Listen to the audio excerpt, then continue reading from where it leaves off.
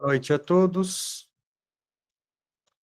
Gostaria de agradecer a Deus por mais essa oportunidade, aos irmãos que aqui estão, presentes fisicamente, e aqueles que não puderam estar, porém, que nos acompanham através da internet. Sejam todos bem-vindos a mais uma noite de estudo, aonde daremos continuidade aos estudos do Livro dos Espíritos, a obra interminável, na página 9 do livro físico e 12 do PDF. Hoje teremos uma novidade tecnológica, gostaria de agradecer à equipe técnica que preparou, né, essa novidade. A leitura ocorrerá através do audiolivro, né, um audiolivro que foi construído aqui pelos irmãos, né, da construção da obra, e ele será exposto para que vocês tenham uma melhor compreensão. Então, é uma ferramenta tecnológica que veio para somar, né, na propagação do Espiritismo. Parabéns aos envolvidos e, com a permissão divina, damos início aos nossos estudos dessa noite. Quando quiser, irmão Milton.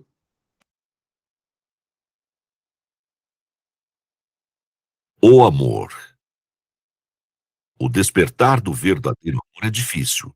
Todavia, é indispensável para nosso crescimento como espíritos. Sem amor, nada seríamos. É através dele que nos é permitido renunciar ao nosso orgulho e egoísmo e desenvolver nossas faculdades mais sublimes. Pois bem, é um primeiro parágrafo que merece a nossa reflexão. Com essa linda frase de Paulo de Tarso, né, que anteriormente era conhecido como Saulo, né, e acho que vale a pena até nós retrocedermos na história de Saulo para tornar-se Paulo, acho que é uma história que vale a pena ser gravada, né, regravada. Saulo, ele vivia, né, na época crística, né, na época de Cristo, perseguindo, né, olha que interessante, perseguindo os envolvidos, né, os apóstolos e o próprio Cristo. Saulo tinha como convicção a fé, né, e o temor a Deus, porém na crença antiga, né, na crença mosaica. A crença mosaica defendia um Deus um pouco mais punitivo, né, um Deus um pouco mais impositivo, e Saulo era um fervoroso, né, nessa questão. Vocês podem buscar até mais informações no livro de Chico Xavier, né, Paulo Stefano, né? É um livro que traz muitas informações. E aí, depois desse episódio, Saulo estava indo para Damasco, né? E no deserto de Damasco, quando ia perseguir, né, um dos irmãos, né? Ele acabou com uma cegueira abrupta, e dentro dessa cegueira ele viu a luz de Jesus. Não teve como não se render à luz de Jesus, e desde então de Saulo tornou-se Paulo, onde trabalhou em nome de Jesus até o fim dos seus dias, sendo responsável, né, praticamente pela construção da Bíblia, não apenas pela construção das cartas, né, que eles mandavam entre eles, mas pela própria propagação em todos os cantos. Estamos falando de épocas em que o calcanhar era o mais tecnológico, né, que você tinha para caminhar, no máximo um cavalo, né? Não existia tecnologia, não existia trens, metrôs, carros ou avião, né? Então esses homens de fé caminhavam, né, pelo deserto, pregando a palavra de Cristo. E como recompensa recebeu uma decapitação no fim dos seus dias, né? Onde, após desencarnar, obviamente que ocupou, de fato, o seu lugar de direito, né? À direita de Jesus Cristo, propagando o amor e a boa nova. Então, dando continuidade a esse respeitoso irmão, né, Paulo de Tarso, como ele disse, sem amor nada seríamos, né? Então, não há como existir sem amor. Deus nos criou para amar. Deus nos criou por amor. E nós temos que desenvolver para amar. Amar a nós mesmos e amar a nossos irmãos. É importante o despertar do amor próprio e do amor alheio. Aquele amor despretensioso, um amor que não espera absolutamente nada em troca, um amor que tem como principal propósito a construção do seu irmão, né? Então, eu acho que é bastante válido esse parágrafo, e traz a importância do despertar do verdadeiro amor no desenvolvimento, né, das faculdades mais sublimes, principalmente abdicando das duas maiores chagas humanas, como foi dito na obra de 1857, o orgulho e o egoísmo. Chagas que impedem o caminhar humano e que são a origem de todos os outros defeitos elaborados da raça humana, inclusive nos dias atuais, e que precisamos tentar nos despir cada dia mais, combatendo, no caso, o egoísmo através da caridade e o amor e o orgulho através da humildade. Então, essas são as duas ferramentas de construção, caridade e humildade, para que possamos ser espíritos melhores. Dúvidas até esse trecho? Alguém quer participar, complementar? Fico à disposição. Mas para oferecermos o amor, precisamos primeiro desenvolver o amor próprio. Ou seria uma forma egoísta de pensar? Na verdade, desenvolvemos ambos simultaneamente, mas é claro que primeiro você tem que desenvolver o amor próprio, porque senão você não conhece o sentimento. Aquilo que não é interiorizado não pode ser exteriorizado. Você não dá aquilo que não possui. É por esse motivo que você tem que valorizar a Deus a ponto de amar a si mesmo. E amar a si mesmo não significa amar a situação em que você está e acomodar-se com ela. Significa amar a situação que você está, mas tentar aprimorá-la. É muito conveniente eu amar a minha situação atual, inclusive os meus defeitos, e não tentar fazer nada para progredir. Né? Eu tenho que me amar do jeito que eu sou. Entretanto, eu tenho que procurar melhorar. Vamos supor que eu tenho uma saúde desregrada, mas eu amo o meu estilo de vida. Tudo bem. Eu me amo da forma que eu sou. Eu tenho que me amar, mas entender que Deus me fez para conservar. Então, eu preciso ir melhorando alguns aspectos. O que eu não posso fazer é com que os meus defeitos elevem-se a ponto de eliminar o meu amor, porque sem amor não há mudança. É necessário amar-se primeiro para depois querer se melhorar. Por que você reformaria uma casa que você não gosta? Você trocaria de casa, não é mais fácil? Então, você só reforma a casa que você gosta. Você quer ela ver melhor, você quer ver ela um pouco mais bonita, um pouco mais elevada. Então, é esse o aspecto da construção interna. Pois não? Boa noite a todos. Só reforçando uma questão do Paulo de Tarso e ligando com o texto também da abdicação do orgulho. Por que a mudança de Saulo para Paulo? Paulo significa pequeno. Então, num sinal de humildade, Saulo mudou seu nome para Paulo, significando pequeno, pela sua humildade. Perfeito, irmão, muito bem pontuado, né? E Paulo significa pequeno justamente porque mostrou-se pequeno diante da luz de Deus, né? Mostrou-se pequeno diante da cegueira que Jesus o proporcionou. Mostrou-se humilde o suficiente para modificar os seus pensamentos na alta idade da sua vida, né? Não estamos falando de alguém que era completamente jovem, né, ou impulsivo, estamos falando de alguém que já tinha suas ideias estabelecidas para seguir uma nova ideia, e para isso precisou de humildade, porque ao contrário do que alguns de vocês pensam, Jesus não era alguém rico, não era alguém que estava bem aparentado, Jesus era um andarilho em sua época, né? Jesus era alguém que não tinha absolutamente nada de bens materiais, apenas o suficiente para subsistir, e também não falava corretamente. Jesus não era letrado, né? Não era letrado. Jesus era uma pessoa simples, porém, claro, né, com uma intuição muito poderosa e com uma prática sublime.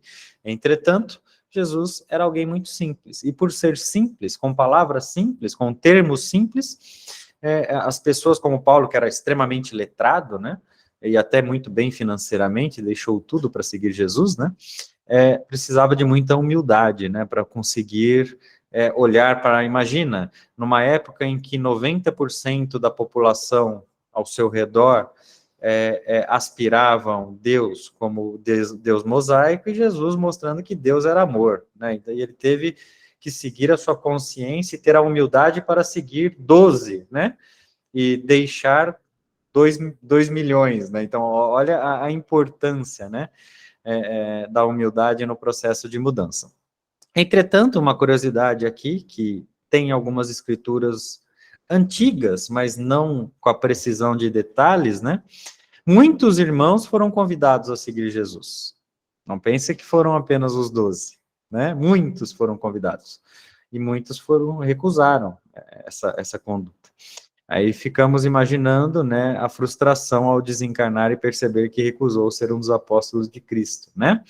É justamente isso. Então, Paulo teve essa resiliência, essa capacidade de conseguir ter uma visão nova a respeito daquilo que habitava a sua consciência. O segredo é sempre seguir a consciência. Se eu não sigo a minha consciência, certamente eu estarei no caminho errado. Consciência, não conveniência. Muito bem. Mais alguém? Podemos seguir.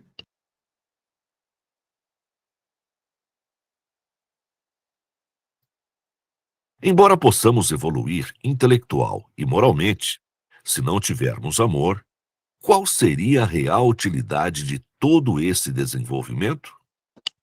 Desejamos que... Eu sei que parece até muito rápido para interferir, né, na nossa leitura, mas vale a pena uma outra reflexão, né? Por mais que possamos evoluir intelectualmente e moralmente, e ambos esses pilares foram feitos para serem construídos em conjunto, né? A evolução moral tem que seguir a intelectual. Uma evolução intelectual sem uma moral compatível é muito perigosa e faz o ser estagnar e retroceder em diversos aspectos.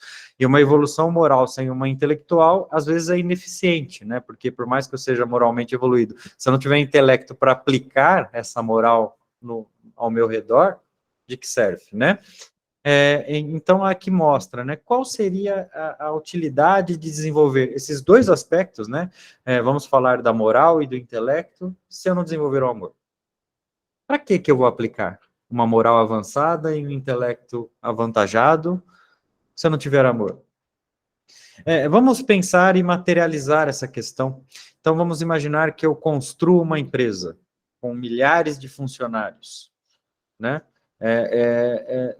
Por mais que eu seja uma pessoa que paga meus impostos corretamente, que age de forma correta para com todas as minhas obrigações, por mais que eu seja uma pessoa que tenha uma família idônea e tudo mais, se eu não tiver amor e não pensar naqueles que estão abaixo de mim, qual que é o propósito da minha missão? Construir uma fortuna que você não terá tempo suficiente de usufruir? Existe um termo na Terra, né, que os irmãos encarnados dizem que é ser a pessoa mais rica do cemitério? Ou é aquilo que você deixa, né, aquilo que você planta nos que virão, né, um mundo melhor, né, um lugar onde as coisas são mais justas, mais dignas, um lugar onde você eternize a sua passagem pelos feitos, né, de bom grado e não pelos feitos apenas egoístas. Por esse motivo que a evolução moral e intelectual fazem sentido apenas com a faculdade do amor. Ou seja, o que isso significa, olhando mais profundamente? O amor é a base da evolução do espírito. Porque o espírito só evolui para novos planos quando ele evolui intelectualmente e moralmente. Vocês concordam? Que ele só evolui para novos planos se ele tiver amor. Olha que interessante, né? Pois não, irmão Alfonso? Irmão, boa noite. Existe a possibilidade do desenvolvimento moral sem o amor, sem a prática do amor que Cristo nos ensina?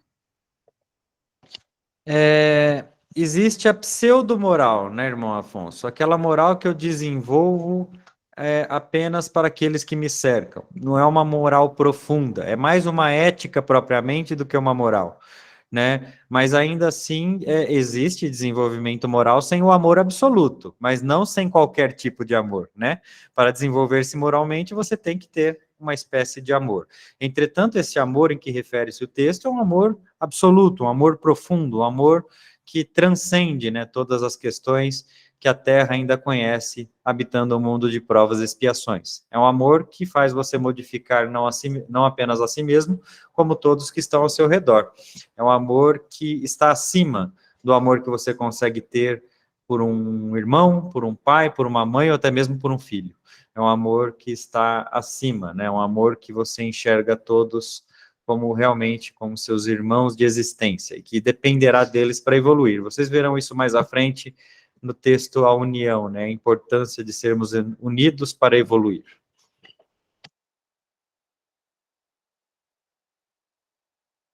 Embora possamos evoluir intelectual e moralmente, se não tivermos amor, qual seria a real utilidade de todo esse desenvolvimento? Desejamos que, por meio desta obra, todos possam começar a se enxergarem como irmãos, dando alento, auxílio e conforto para que o crescimento de um seja consequência do exemplo de outro. O amor, dentre todas as qualidades humanas conhecidas, é a que mais transcende barreiras e independe de religião. Ele deve prevalecer, sendo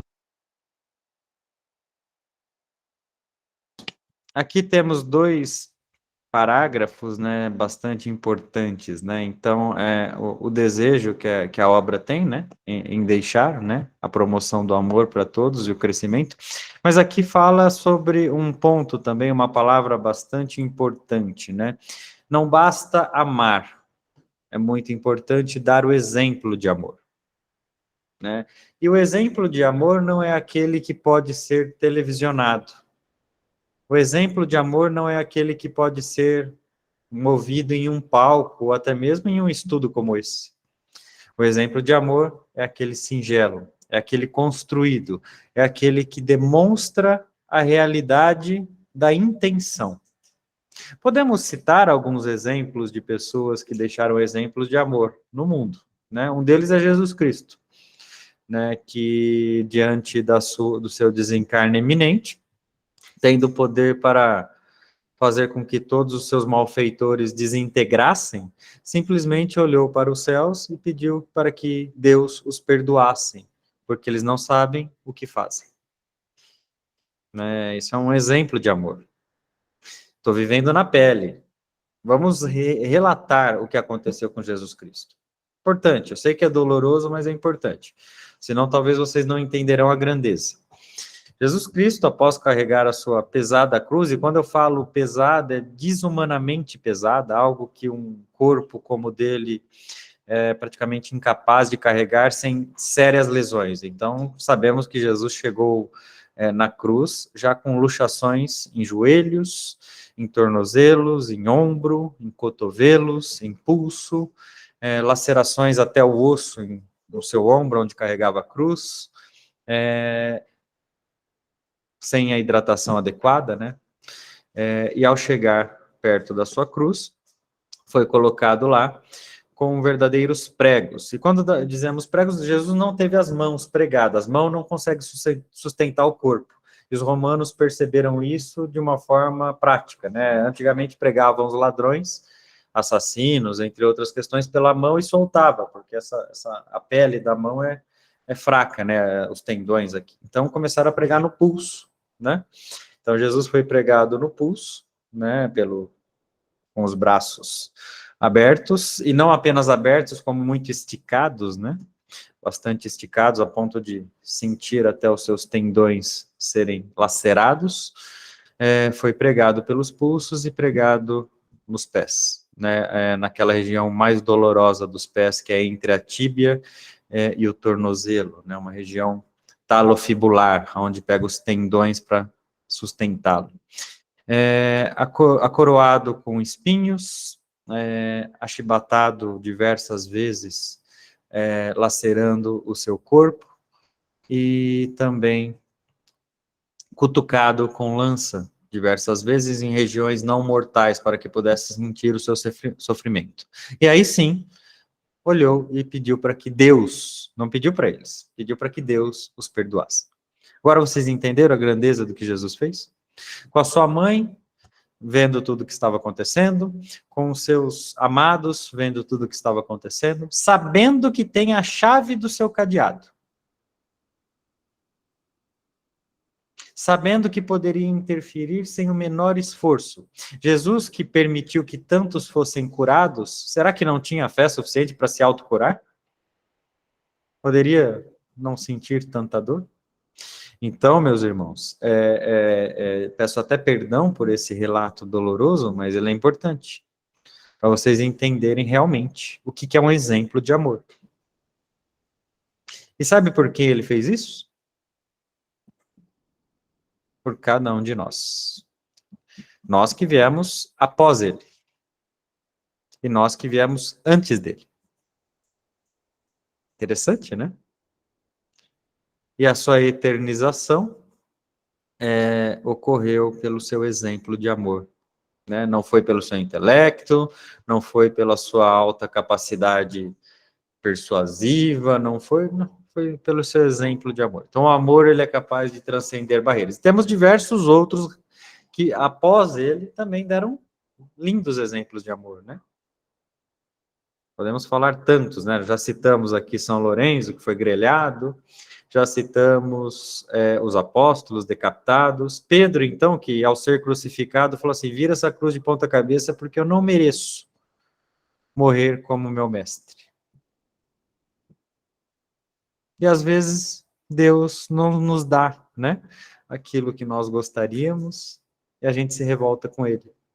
Porque eu não tenho a condição financeira que eu gostaria, porque eu estou com uma enfermidade, porque eu tenho muita tarefa, porque eu estou com uma dor no joelho. Meus irmãos, será mesmo que nós sabemos, nesta encarnação, o que é sofrimento? Vamos categorizar que todos aqui estão em suas melhores versões. Então, por mais que tenham sofrimentos, vocês vivem num mundo em que vocês conseguem, pelo menos os que estão nos ouvindo, ter alimento todos os dias. Um mundo onde vocês conseguem ter um lugar para dormir, em que você sai na rua sem que ninguém te ataque, e mesmo que ataque, é muito pouco ainda a parcela disso que acontece perante os que chegam salvos em seus lares? Será que os motivos de agradecer, de ter gratidão a Deus, não devem predominar? Não devem ter sua prevalência digna estabelecida? Então, reflitam sobre a profundidade que o texto nos traz, né? Às vezes falamos que em linguagem simples, né, como essa, uma obra muito simples de ser lida, uma criança pode ler essa obra, mas não, às vezes um idoso não pode interpretá-la, né? Mesmo com toda a sua experiência. Então, olhem nas entrelinhas daquilo que ela nos traz. Alguma pergunta?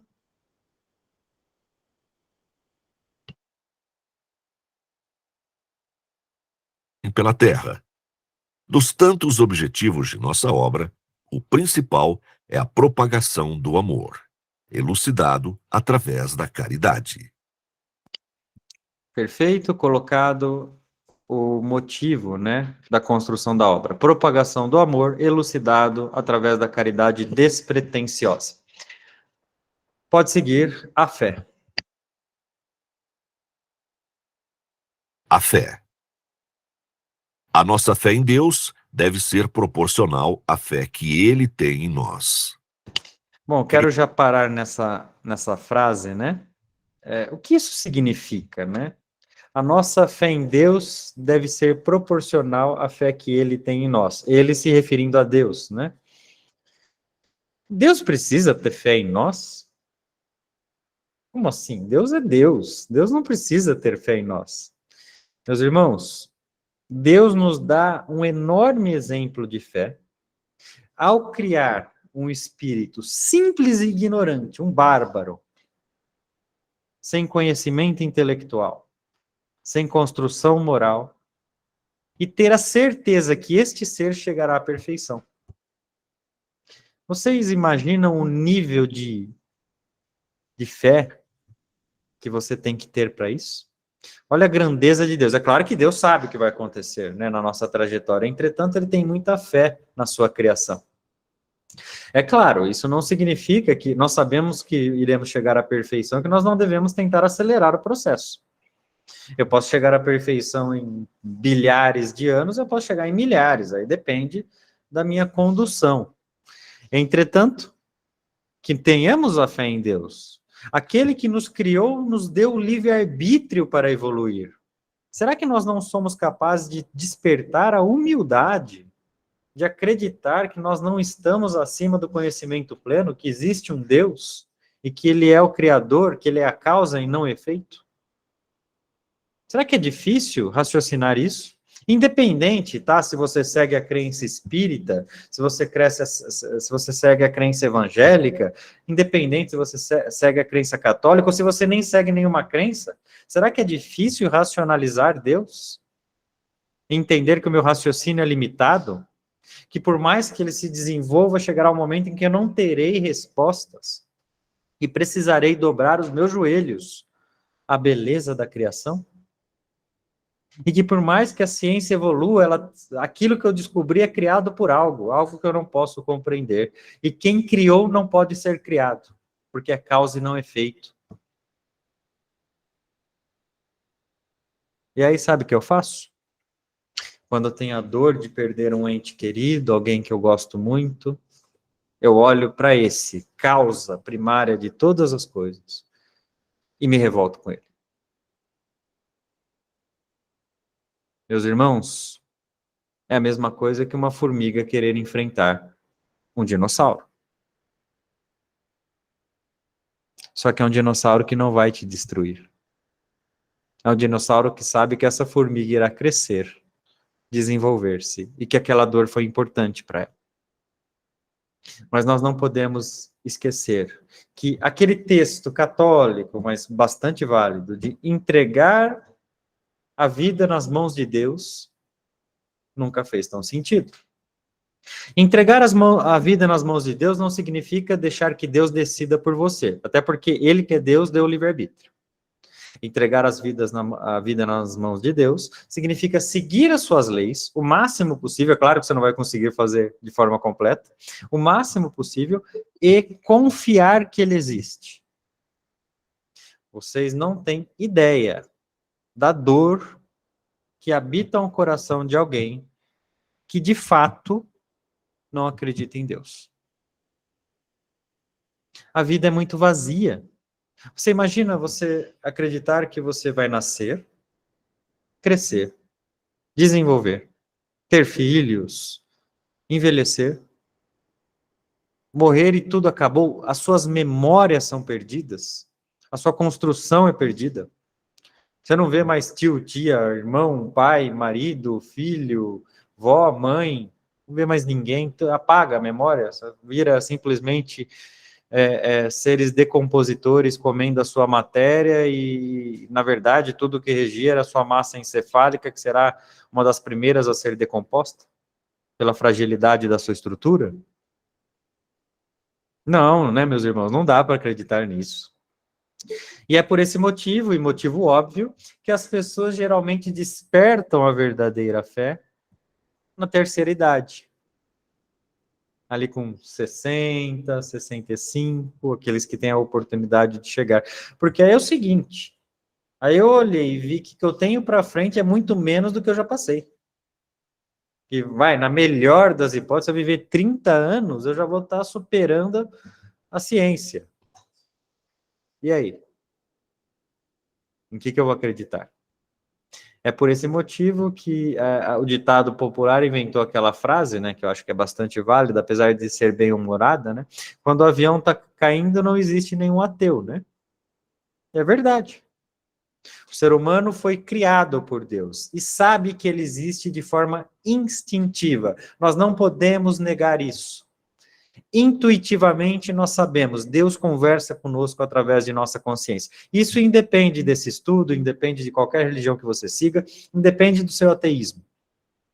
Deus conversa com você. O tempo todo. Agora, é doloroso ouvir Deus, né? Porque Deus nem sempre nos dá, também, mas nem sempre nos dá o parabéns. Né? Deus, quando ele nos comunica conosco através da nossa consciência, ele diz quando nós agimos por conveniência, ou quando nós agimos com pretensão, ou quando nós agimos para elevar o nosso ego, para elevar a nossa imagem, nossa vaidade. Só que o travesseiro não mente, né? E faz nós sabermos que o nosso caminhar só é válido se for para seguir as leis dele. E dentro de todas as leis dele, eu sei que parece repetitivo isso, mas é importante. Dentro de todas as leis dele, ele exemplificou em uma, né? O amor. Olha que interessante. Fácil amar, né? Alguém?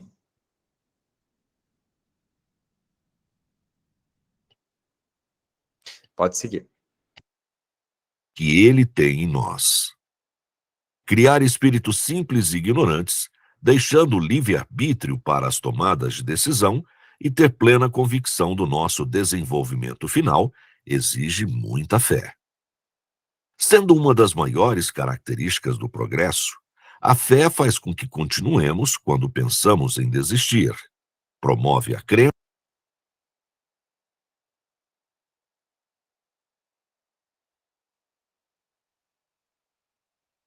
sem a visão e possibilita crer no que não vemos. Aqui citamos que a fé é uma das principais características do progresso. Olha a profundidade, né? Por que a fé é uma das principais características do progresso? Vamos? Porque se nós não tivermos fé em algo, fé em nós mesmos, que somos capazes de fazer as coisas, nós não saímos do lugar. Exatamente, irmã Regiane. A fé nos faz caminhar, né? Nós caminhamos pela fé, através da fé e com fé, né? Imagine você que vai começar um trabalho, ainda que material, vamos dar o exemplo, você vai começar a advogar agora, tá? Se você não tiver fé que terá clientes, se você não tiver fé que vai dar certo, você nem começa, né? Entretanto, ter só fé é uma fé inoculada. Eu tenho que ter fé e ação, né? Então, é por isso que aquela palavra ora, ação, né? Então, eu tenho que ter fé e agir para que fé e resignação, para que eu possa construir o meu progresso. Mas a fé é uma das principais características do progresso, porque a fé é aquele entusiasmo que nos faz continuar mesmo quando o cenário nos faz pensar em desistir, aquilo que promove a crença, mesmo que a gente não possa ver o resultado final. Né? Olha, eu estou materializando as questões para ficar mais fácil dos encarnados entenderem, né? Mas é basicamente isso. Então, eu caminho sabendo que há um oásis mais à frente, mas eu preciso caminhar e eu sei que há. E é por isso que eu caminho. Senão a vida fica muito sem graça, né? Eu vou construir as coisas para quê, né? Mais alguém? Pode seguir. vemos. Através dela, mudamos nossas atitudes, reformamos nossas vidas e prosseguimos velejando em meio à tempestade, pois temos a convicção de haver mares mais calmos em um futuro próximo. Tão importante quanto a fé em Deus é o despertar da fé humana. Acreditar em si mesmo é acreditar nele por consequência, considerando que somos suas criaturas. Acreditar em si mesmo é o mesmo que acreditar nele por consequência, né? Então, a diferença da fé humana e a fé divina. Isso já foi citado no Evangelho segundo o Espiritismo. Aqueles que estudaram podem perceber, lembrar, né? Principalmente aqueles que fazem Evangelho no lar, né? Podem lembrar dessa valiosa leitura, né? Fé humana e fé divina. Não adianta eu ter fé em Deus e não acreditar em mim, porque é o meu livre-arbítrio que me levará a construir a minha moral, o meu intelecto e o meu progresso. Então, a fé humana e a fé divina devem sim ser despertadas. E a fé humana depende de alguns detalhes, né? A fé humana, por exemplo, depende da reforma íntima. Se eu não gosto daquilo que eu estou vendo no espelho, eu preciso me reformar. Se eu não gosto daquilo que eu sou, eu preciso aprimorar. Mas eu tenho que acreditar que eu sou capaz. O livre-arbítrio de despertar a fé deve sim começar em si mesmo, começar em si mesmo.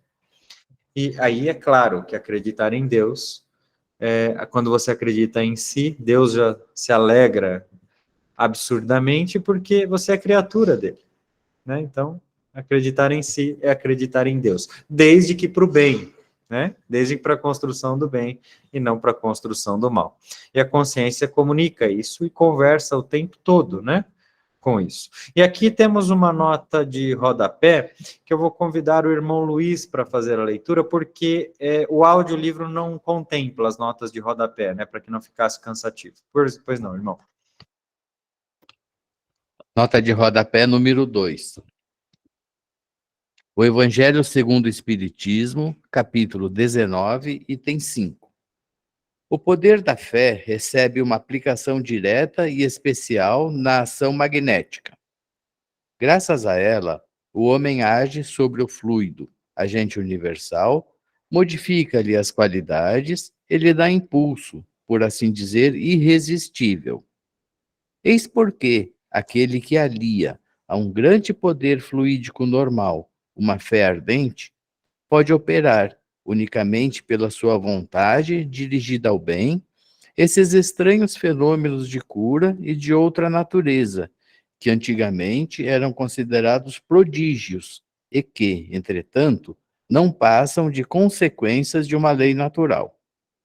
Essa a razão, porque Jesus disse aos seus apóstolos: se não conseguistes curar, foi por causa de vossa pouca fé. Muito bem. E aí, com esta linda leitura, né, retirada de um trecho bíblico, né, que se não conseguiste curar foi por causa da sua fé, houveram complementos que mostraram que, além da fé, é necessário o merecimento. Então, fé e merecimento são as combinações perfeitas para que você atinja a sua cura. Eu sei que quando eu falo cura, muitas pessoas remetem à questão física, né? Ah, eu estou com câncer, eu estou com Alzheimer, eu estou com algum problema físico, mas às vezes não necessariamente. Tudo bem, a cura física eu sei que ela é importante, claro que pode ser atingida através da fé e do merecimento, entretanto, existem curas mais importantes que as físicas, né? Porque por mais que você se cure do seu câncer, do seu Alzheimer, isso vai durar mais quanto? 40 anos? Chega uma hora que seu corpo vai parar, curado ou não. É a cura da alma, né? E aí, quando falamos em cura da alma, estamos falando necessariamente no medicamento mais poderoso, que é o conhecimento. Quando eu conheço, e quanto mais eu conheço, mais eu tenho a probabilidade de curar a minha alma. Porque é através do conhecimento, Paulo, que eu desperto o amor. É através do conhecimento que eu desperto a fé. É através do conhecimento que eu desperto todas as faculdades, o bom pensamento, para poder desenvolver o meu espírito. E isso colocado lá, né, no Evangelho segundo o Espiritismo, nos mostra o poder da fé. O poder. Agora, meus irmãos, não desanimem ao ver ou ter uma fé que oscila. Isso é completamente normal no mundo de provas e expiações. Ninguém tem a fé completamente em alta, passa por... É igual aquele exame cardiológico, né? O eletrocardiograma, né? Passa por picos altos e baixos, e essa oscilação é completamente normal. Porque, na verdade, a fé ainda, infelizmente, para os encarnados, está muito atrelado àquilo que eles podem ver, né? Aquilo que eles podem tocar, aquilo que podem ser realizado. E aquilo que não pode ser visto, né? Muitas vezes passa despercebido, mas não significa que não esteja acontecendo. Regiane, depois Rui, pois não. Alguém pode nascer desprovido de fé? Nem teria nascido. Se você não tivesse fé, por que você teria programado a sua reencarnação? É absolutamente impossível nascer sem fé. É possível você nascer com fé e não despertá-la, né? Ou não desenvolvê-la, ou deixá-la incubada, assim como outras qualidades que você possui, muitas vezes não desenvolve na encarnação. Entretanto, para nascer é necessário ter fé.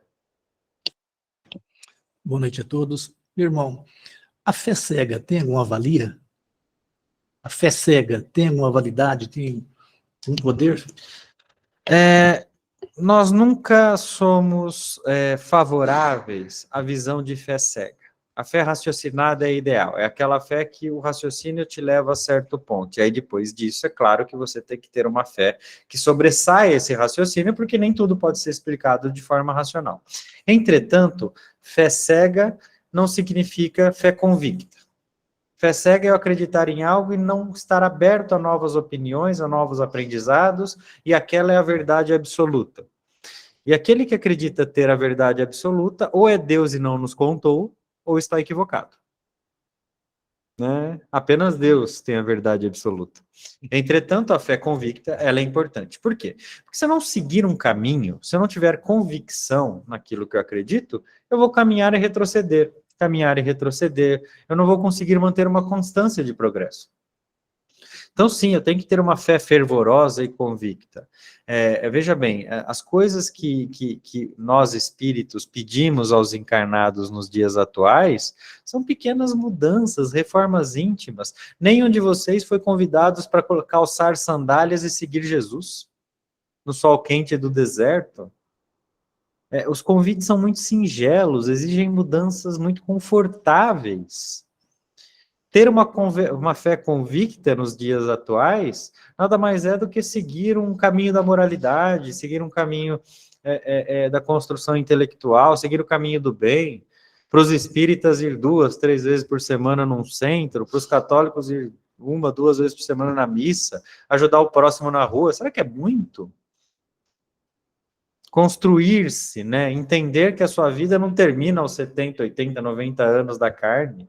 Aliás, é aí que ela começa, né? Se vocês acham que é fácil, né, se deparar com a tela mental pós-desencarne, vocês estão equivocados. É um filme de terror, daqueles mais complicados ainda. Porque a nossa consciência irá acusar aquilo que está certo, tudo bem, está construído, trazemos em nossa bagagem, mas aquilo que está errado nos pesa. Porque nós sabemos antes de encarnar que temos a oportunidade de fazer tudo muito melhor. De não perder algumas oportunidades. São coisas singelas. Veja bem, eu vou fazer uma pergunta para vocês, isso independente de religião, mas quantas horas vocês desperdiçam com questões completamente inúteis em suas vidas? E quantas horas vocês dedicam a questões realmente úteis? Úteis que eu vou dar diversos exemplos. Estudar, ler um bom livro, ajudar um irmão, ouvir um irmão que precisa das suas palavras, construir algo para alguém que não seja para si mesmo. Quantas horas são dedicadas, né? Vamos pensar, a sua vida tem 24 horas por dia, 8 delas você dorme. Sobra 16. 8 você trabalha. Sobra 8. 4 você assiste seriado. E uma vez por semana você vai na missa. Reclamando. E vai porque vai comer lanche depois. Meus irmãos, eu acho que é muito pouco dedicado ao eterno, né? Só que, assim, isso que é cômico hoje será trágico no futuro, né? Porque você vê uma encarnação ali de 80 anos e que, se somar tudo, não dá um ano aproveitado, né? Reflitam. Pode seguir, Bruno. A fusão da fé humana com a fé divina é mais um dos objetivos desta obra. E talvez o que garantirá a propagação da Boa Nova para todos os que têm fé, sem deixar que ela não seja embasada de raciocínio. A importância de não deixar de raciocinar a fé. A fé cega trouxe mais atrocidades à humanidade do que propriamente benesses, né? A fé cega fez com que povos juntassem armas e atacassem uns aos outros. A fé cega fez com que homens levassem bombas e morressem em nome de Deus. A fé cega fez com que as pessoas priorizassem a sua crença como a superior a todas e não olhassem para aquilo que ela prega. A fé raciocinada não. E quando nós falamos em fé raciocinada, nós vamos ver que não tem absolutamente nada a ver com religião. Quando nós falamos em fé raciocinada, nós estamos falando em leis de Deus, exemplos de Cristo e passagens parabólicas de Cristo, que nada mais são do que exemplos em forma de historinhas. Quando nós falamos em fé raciocinada, é entendermos que nós estamos aqui, Rodrigo, Camila, Paulo, Bruna, Rejane, como um ser que organicamente evoluiu, ou seja, veio da pedra, evoluiu para o vegetal, para o animal, está hoje composta de células, pele, carne e osso, entretanto que nós também evoluímos como espírito. E tivemos uma trajetória por diversas matérias, que nos permitiram chegar nessa hoje, a Rejane, com as dores de costa que ela tem, ter que enfrentar as enfermidades que ela tem, para poder evoluir e aprender lições que ela provocou. Então, isso é fé raciocinada. É conhecer o passado para aceitar o presente e promover um futuro melhor. É bem complexo. Mas, na verdade, quando nós raciocinamos, nos faz sentido. Dúvidas? Que eu estava aqui pensando em outro tipo de fé, porque tem o cético, que ele não tem fé em Deus, mas ele promove o desenvolvimento tanto da ciência, em outros aspectos, e promove a caridade, acreditando, ainda fazendo as coisas boas. Seria correto essas pessoas não acreditarem em Deus? Às vezes, o homem, devido à sua inteligência e capacidade, pensa poder superar a inteligência suprema universal. Ledo engano, né? Irá se deparar com essa falha. Entretanto, você disse algo importante. Esse cético está fazendo mais bem ao mundo do que o crente que nada faz. Tudo bem, ele está construindo, ele está seguindo os exemplos de Deus, seguindo os exemplos de Cristo, mesmo sem pregar a palavra dele. Entretanto, no seu âmago, lá dentro, onde o orgulho não pode atingir, ele acredita em Deus. Você está com o livro do seu lado, de Sigmund Freud, que era visto pela maioria da humanidade como alguém que deplorava, né, as religiões, e alguns acreditando até no seu ateísmo. Você viu algumas reportagens que você estudou que ele entendia a importância de Deus, não só entendia, como pregava ela intrinsecamente em toda a sua construção.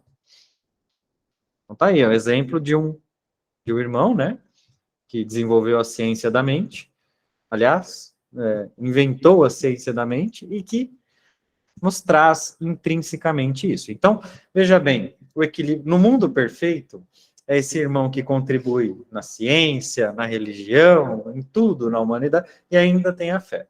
Mas no mundo real, existem irmãos que têm a fé com pouca ação e irmãos que têm muita ação com pouca fé. Entretanto, se puder escolher, fique com a ação. Porque a fé nada mais é do que você enxergar o que está além. A ação faz com que aquilo que esteja além seja melhor. Né? E aquele que tem a ação da ciência, meu irmão, não teria se não tivesse a fé. Intrínseca. Camuflada pelo orgulho. Porque não pode admitir que não existe uma causa que pode ser descoberta. Aí descobre o Big Bang, descobre a origem humana. E aí, para quem que fez isso? Né? E aí, novas perguntas surgem com as respostas encontradas. E essa é a beleza da existência, né? E veja que a ciência, apesar de ter evoluído mais nos últimos 100 anos do que evoluiu nos últimos 100 milhões de anos, né, vamos dizer assim, pela evolução da humanidade, estou falando no planeta Terra, apesar da ciência ter evoluído muito, ela está muito distante ainda de tudo que existe, né? Eu acredito que nem na Terra vocês tenham mapeado todas as formas de vida ainda, a biodiversidade, né, os animais, as plantas. Quando falamos em termos de oceanos, então, que compreende grande parte da superfície terrestre, né, não conhece absolutamente nada, né? Nós já citamos isso nos outros estudos, tem a Fossa das Marianas, tem 11 quilômetros de profundidade, o homem chegou lá com submarino completamente lacrada devido à pressão, ficou pouco tempo, não descobriu quase nada, percebeu que alguns peixinhos não tinham olhos e que eram albinos, porque não tinha exposição à luz e não precisavam disso, e aí teve que voltar, porque senão explodia tudo com a pressão, amassava, fora tudo que existe, né? Então, olha o quanto tem para ser descoberto. Agora, vou fazer uma pergunta perturbadora a cada um de vocês, né? Quantas coisas que foram destruídas sem nem sequer serem descobertas? Pela negligência humana. Quantas formas de vida deixaram de existir pela negligência humana para com o seu planeta? Para que você, vou dar alguns exemplos aqui, algumas pessoas vão defender que isso não tem nada a ver, mas para que você se locomova para o seu trabalho de carro, ou para que você use o desodorante que você gosta, ou para que você faça o turismo sonhado que você tanto planejou, né, e entre naquela floresta nativa, ou que entre naquele mar que acalenta a sua alma, né, e deixa a sua garrafinha de plástico, entre outras questões. Só que o planeta, aí entra a boa nova, é um organismo vivo capaz de regenerar-se. E ele consegue reconstituir a sua vida e expulsar aqueles que os incomodam, né? Então tomem cuidado com essa parte, né? O organismo vivo reage não necessariamente com a mesma proporção. Um espirro do planeta não sobra um na Terra, né? Então nós precisamos entender que a conservação da espécie humana depende da conservação do planeta. Pode seguir. Irmãos, podeis até não ver com os olhos do corpo, mas, ao vos permitirdes enxergar com os da consciência, prosseguireis sem cessar. Quando faltar a fé para que enxerguem com os olhos materiais do corpo, procurem olhar com os olhos da consciência. E como eu faço isso, professor? Muito fácil. Doloroso, mas fácil. Deita no travesseiro, faça uma análise da sua vida e do seu dia e veja o que você fez que realmente ajudou a construir o seu espírito. O que você deve fazer para ter um amanhã melhor. São as famosas meditações e reflexões, né? As lições de casa que nós fazemos todas as noites, ou deveríamos, né? Para termos um dia diferente no amanhã. E fazer isso em vida é muito importante. Porque depois que você desencarnou, vai uma outra encarnação inteira para você chegar a esse nível de compreensão, né?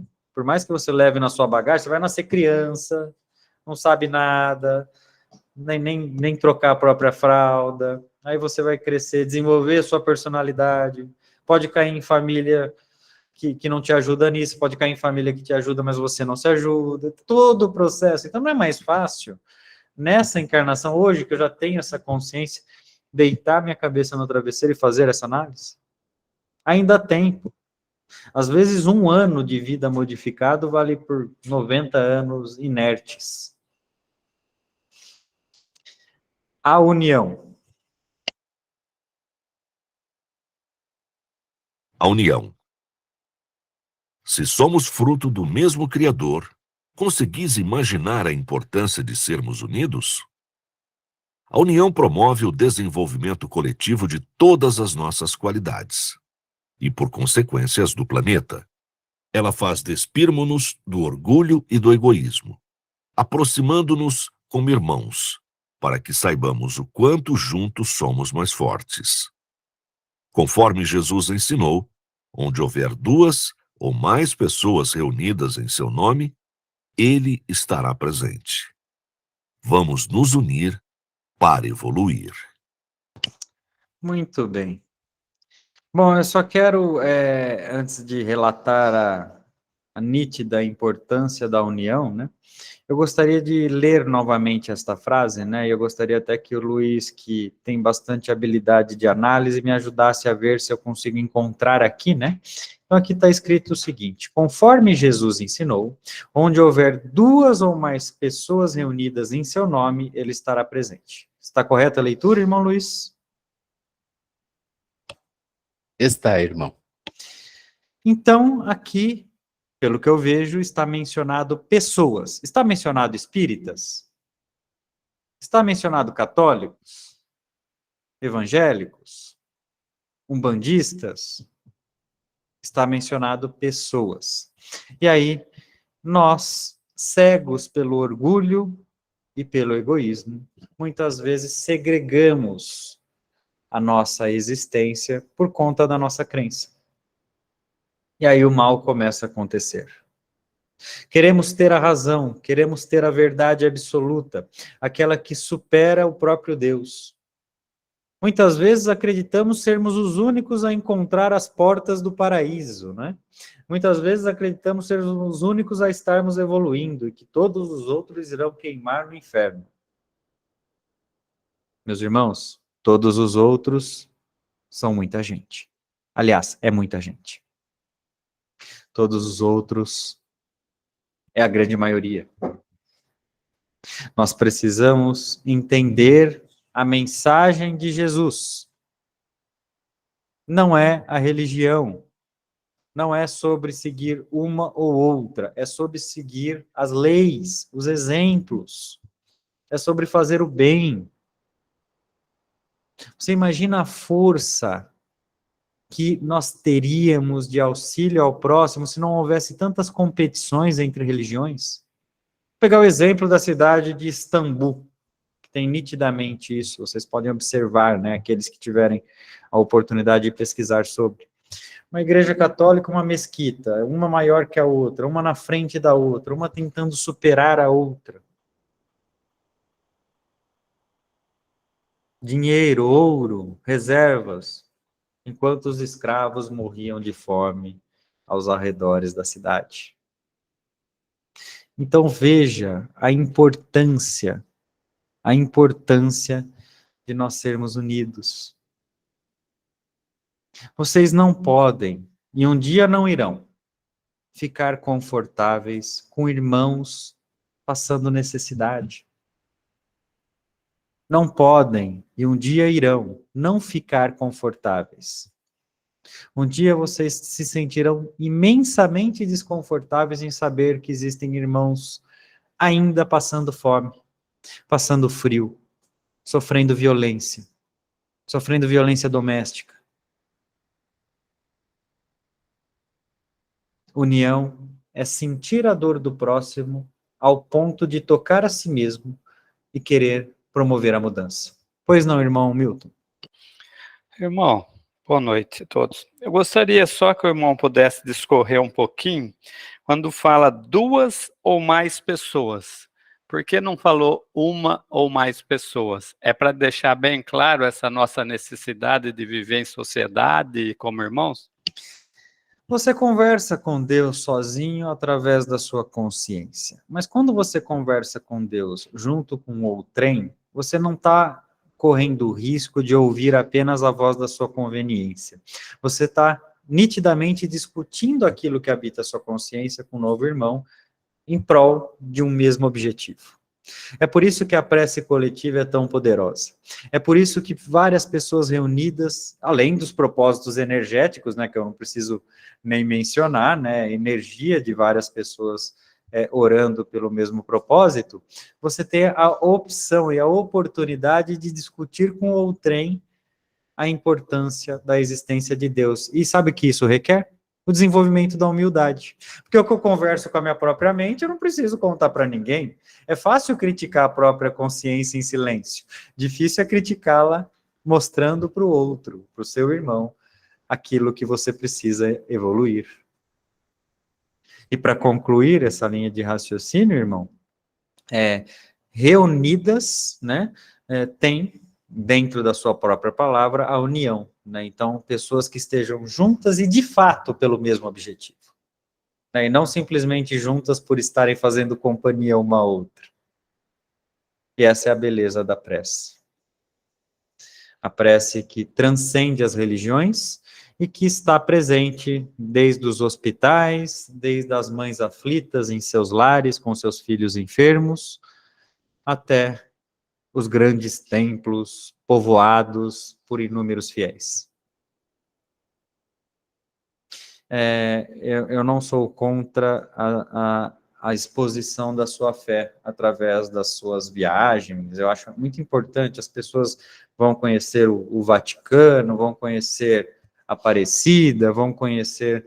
Eu acho isso é legal para sustentar a própria fé, mas não se esqueçam que muitos irmãos precisam do pão de cada dia, muitos irmãos precisam de uma conversa amiga, e que, além de fazer isso, vocês também devem auxiliar, né, e fazer por merecer, né, aquilo que Deus vos deu, demonstrando a gratidão para com seus irmãos.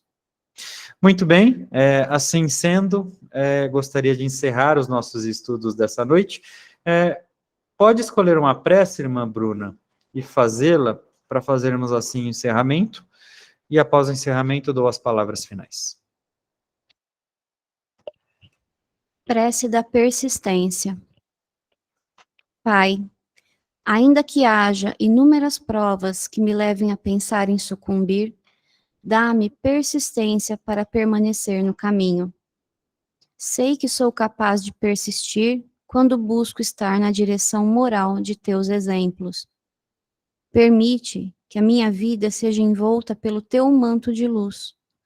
Constrói a pureza que um dia habitará o meu espírito com tuas ferramentas de amor.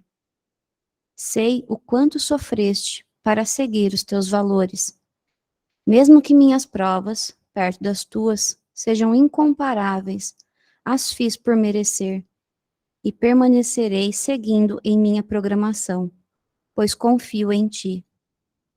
Quando o mal me cercar de intuições negativas, sê o sopro de paz em minha consciência, que apazigua a minha alma e fortalece o meu propósito. Quando eu fraquejar e pensar em desistir, instrui-me, fazendo-me continuar a seguir os teus passos. Confio em tua proteção e sei que ao teu lado jamais estarei sozinho. Mesmo que chegue a hora de fazer a minha passagem para o mundo espiritual, não me abalarei e continuarei crendo em ti, pois tu me ensinaste que o teu reino não é o da terra. Tu és o governador do céu e da terra. Faz-me persistir em teu amor. Que assim seja. Assim sendo, após essa linda prece, por Deus, pelo nome de Deus, iniciamos os nossos trabalhos e através do nome dele, damos por encerrado. Muito obrigado, uma boa noite a todos e um bom descanso.